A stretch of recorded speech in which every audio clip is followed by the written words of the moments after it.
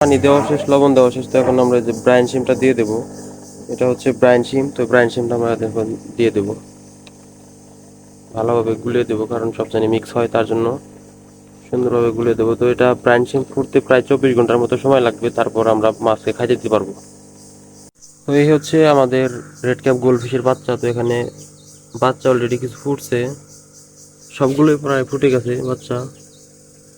এই দেখেন ছোট ছোট দেখা যাচ্ছে, এগুলো হচ্ছে রেড ক্যাপ গোল্ডফিশের বাচ্চা। আসসালামু আলাইকুম ভিউয়ার্স, কেমন আছেন সবাই? আশা করি সকলে ভালো আছেন। তো পরশুদিন আমরা যে রেড ক্যাপ গোল্ডফিশের ব্রিডিংটা দেখাইছিলাম, তো আমাদের আজকে সেই মাছগুলোর বাচ্চা ফুটছে। তো চলেন আমাদের মাছগুলোর বাচ্চাকে আপনাদের দেখায়, আর আমরা মাছকে এখন কি খাবার দেবো তো সেই সম্পর্কে বিস্তারিত আলোচনা করবো। চলেন শুরু করা যাক আজকের ভিডিও।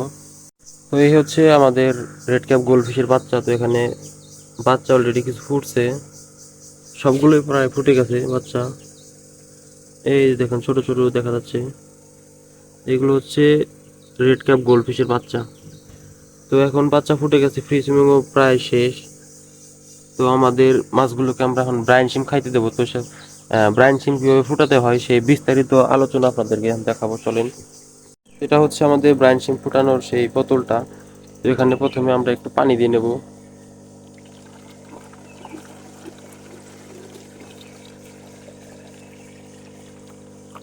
আমাদের পানি দেওয়া শেষ। তো এখানে আমরা অক্সিজেনের লাইনটাও দিয়ে নিয়েছি। এখানে এখন দিতে হবে লবণ। তো একটু লবণ দিয়ে নেই, এই হচ্ছে লবণ।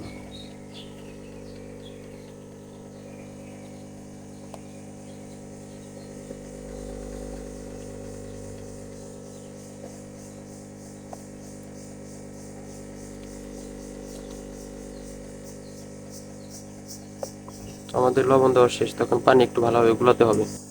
তো আমাদের পানি দেওয়া শেষ, লবণ দেওয়া শেষ। তো এখন আমরা যে ব্রাইন শিমটা দিয়ে দেবো। এটা হচ্ছে ব্রাইন শিম। তো ব্রাইন শিমটা আমরা এখন দিয়ে দেবো, ভালোভাবে গুলিয়ে দেবো, কারণ সব জানি মিক্স হয়, তার জন্য সুন্দরভাবে গুলিয়ে দেবো। তো এটা ব্রাইন শিম ফুটতে প্রায় 24 ঘন্টার মতো সময় লাগবে, তারপর আমরা মাছকে খাইতে দিতে পারবো। এটা হচ্ছে বেসিক্যালি বাচ্চাদের জন্য, মানে মাছের বাচ্চাদের জন্য ভালো লাইভ ফুড হিসেবে কাজ করে। এটা হচ্ছে ব্রাইন শিম, এভাবে ব্রাইন শিম ফুটাতে হয়। আজকের ভিডিও পর্যন্ত। ভালো থাকবেন, সুস্থ থাকবেন। পরবর্তী ভিডিও দেখার জন্য আমাদের চ্যানেলটা সাবস্ক্রাইব করে রাখবেন। তো সকলে ভালো থাকবেন সবাই। আসসালামু আলাইকুম রহমতুল্লাহ।